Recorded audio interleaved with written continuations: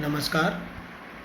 इससे पूर्व के कालांश में मैंने आपको साहित्य दर्पण के द्वितीय परिच्छेद के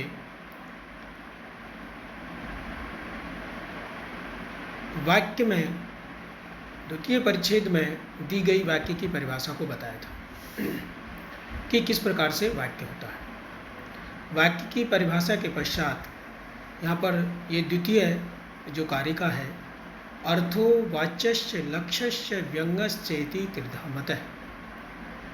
वाक्य की परिभाषा बताई। वाक्य दो प्रकार का होता है, वाक्य और महावाक्य। तत्पश्चात यहाँ पर ये बताया गया है कि अर्थ तीन प्रकार के होते हैं। अर्थो वाच्यस्य लक्ष्यस्य व्यंग्यश्चेति त्रिधा।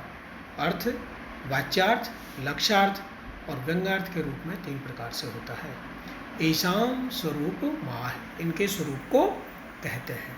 अब इनके स्वरूप को बताने के लिए देखिए, वाच्यो अर्थो अभिधया बोध्यो लक्ष्यो लक्षणया मतः व्यंगो व्यंजनया तास्यु तीसरा शब्दस्य शक्तयः। वाच्य जो अर्थ है वो अभिधा शब्द शक्ति के द्वारा कहा जाता है। लक्ष्यो लक्षणया मतः, लक्ष्यार्थ जो है वो लक्षणा शब्द शक्ति के द्वारा कहा जाता है। व्यंगो व्यंजनया, और व्यंगार्थ जो है वो व्यंजना शब्द शक्ति के द्वारा कहा जाता है। स्यु तीसरे शब्द से शक्त है। इस प्रकार से तीन शब्द की शक्तियाँ होती है। कहने का तात्पर्य यह है कि शब्द तीन होते हैं, वाचक, लाक्षणिक और व्यंजक। और उन वाचक, लाक्षणिक और व्यंजक शब्दों से तीन प्रकार के अर्थों की प्राप्ति होती है, क्रमशः वाच्यार्थ, लक्ष्यार्थ और व्यंग्यार्थ। लेकिन उन तीन प्रकार के शब्दों से तीन प्रकार की अर्थों की प्राप्ति में शब्द शक्तियों का महत्वपूर्ण योगदान होता है।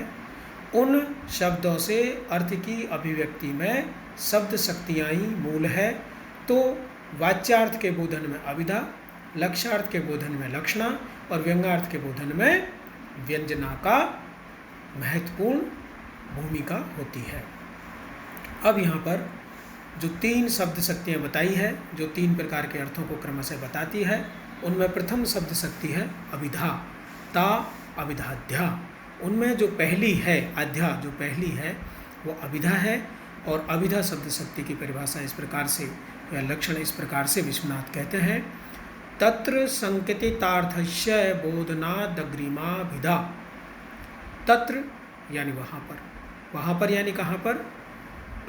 उन शब्द शक्तियों के विषय में, अर्थात अभिधा, लक्षणा और व्यंजना शब्द शक्तियों में से संकेतित अर्थस्य बोधनात्, संकेतित अर्थ का बोध कराने से, बोधनात् में पंचव्यक्ति का एक वचन है, संकेतित अर्थ का बोध कराने से अग्रिमा अभिधा, अभिधा जो है वो अग्रिमा अर्थात पहली, अर्थात प्रथम शब्द शक्ति है। अभिधा शब्द शक्ति को अग्रिमा, क्योंकि सबसे पूर्व इनका नाम लिया जाता है शब्द शक्तियों में, इसलिए अग्रिमा कहा गया है। और ये संकेतित अर्थ का बोध करवाती है। तो कहने का तात्पर्य यह है कि ऊपर लिखा है वाच्यो अर्थो अभिधया बोध्यो, वाच्य अर्थ को अभिधा के द्वारा कहा जाता है। तो अब थोड़ी बहुत बात ये स्पष्ट हुई कि जिसको हमने ऊपर वाच्य अर्थ कहा था उसको नीचे हमने संकेतित अर्थ कहा है, कि वह संकेतित अर्थ का बोध कराने वाली होती है। तो इसका सीधा सीधा अर्थ ये समझे कि वाच्य अर्थ ही संकेतित अर्थ होता है।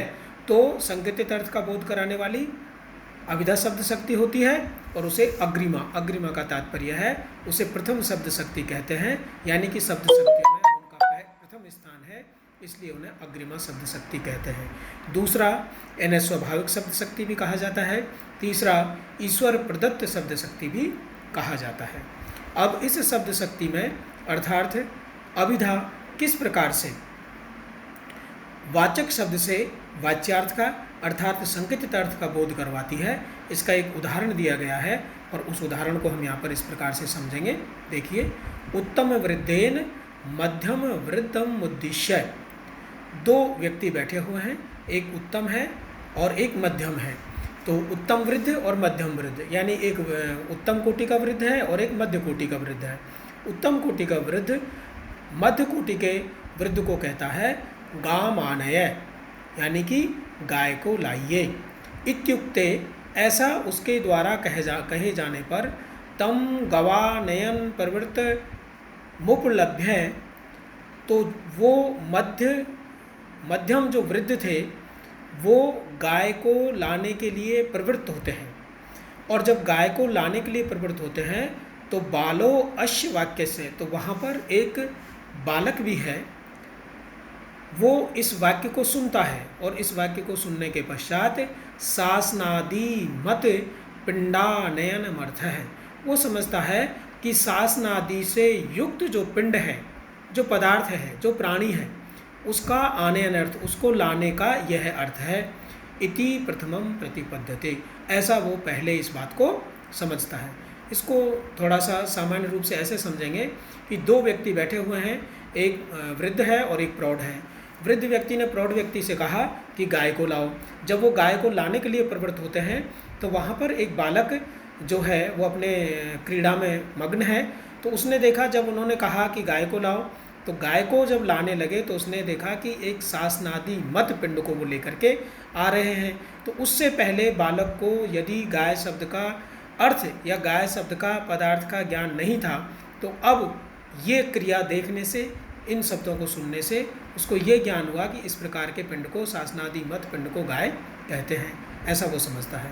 अनंतरम तत्पश्चात च गाम बधाने, वो वृद्ध प्रौढ़ से कहते हैं कि गाम बधाने, गाय को बांध दीजिए, तो वो गाय को बांध देते हैं। उसके पश्चात वो तीसरा फिर वाक्य बोलते हैं अश्व माने, अश्व को लेकर के आओ। इत्यादावा वापोद वापाभ्याम, और इस प्रकार की इस प्रक्रिया में वापोद वापाभ्याम अर्थात अन्वय व्यतिरेक के द्वारा गौ शब्दस्य, गौ शब्द का अर्थ समझता है शासनादि मान अर्थ है, अर्थात शासनादि से युक्त जो पिंड है वो गौ है, और आनयन पदस्य च आहरणम अर्थ है इति संकेतम अवधार्यति, और वो जो बालक है वो आनयन पद का लेकर के आना, इस प्रकार से संकेतित अर्थ जो है उसको ग्रहण करता है। तो अब आप इसको समझ गए होंगे कि यहाँ पर तीन व्यक्ति हैं, एक बालक है जो अपनी क्रीड़ा में मग्न है, एक वृद्ध है, एक प्रौढ़ है। वृद्ध ने प्रौढ़ को आदेश दिया कि गाम आने, गाय को लेकर के आओ, फिर गाम बधाने, गाय को बांधो, फिर अश्वम आने, अश्व को लेकर के आओ, अश्वम बधाने, अश्व को बांधो। ये चार शब्द जब वो सुनता है बालक, तो इन चारों शब्दों को सुनने के पश्चात और इनसे संबंधित होने वाली क्रिया से वो यह संकेतित अर्थ का ज्ञान करता है कि शासनादि मत जो पिंड है वो तो गाय है, और आनयन को जो किया जाता है वो ग्रहण अर्थात लेकर के आने की प्रक्रिया का नाम आनयन है। इस प्रकार से उस संकेतित अर्थ को वो ग्रहण करता है। क्वचित प्रसिद्ध पद समभि व्यवहारात, अब एक बार तो संकेत ग्रहण ऐसे होता है जैसे उपरोक्त तो हमने बता दिया, और कभी कभी संकेत ग्रहण ऐसे भी होता है, क्वचित कहीं कहीं पर ऐसे भी होता है प्रसिद्ध पद समभि व्यवहारात, यानी प्रसिद्ध कोई पद हो और उस पद के साथ व्यवहार करने से भी आपको संकेत ग्रहण हो जाता है।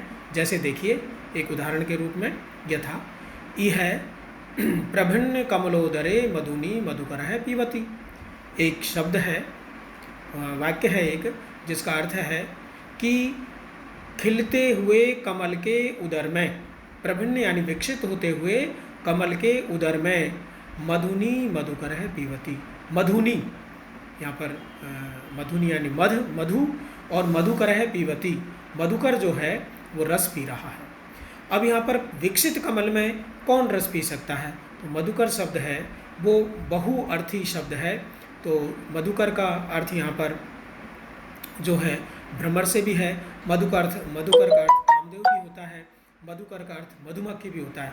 लेकिन विकसित कमल में सदैव मधुकर ही अर्थात भ्रमर ही रस का अर्थात मधु का पान करता है।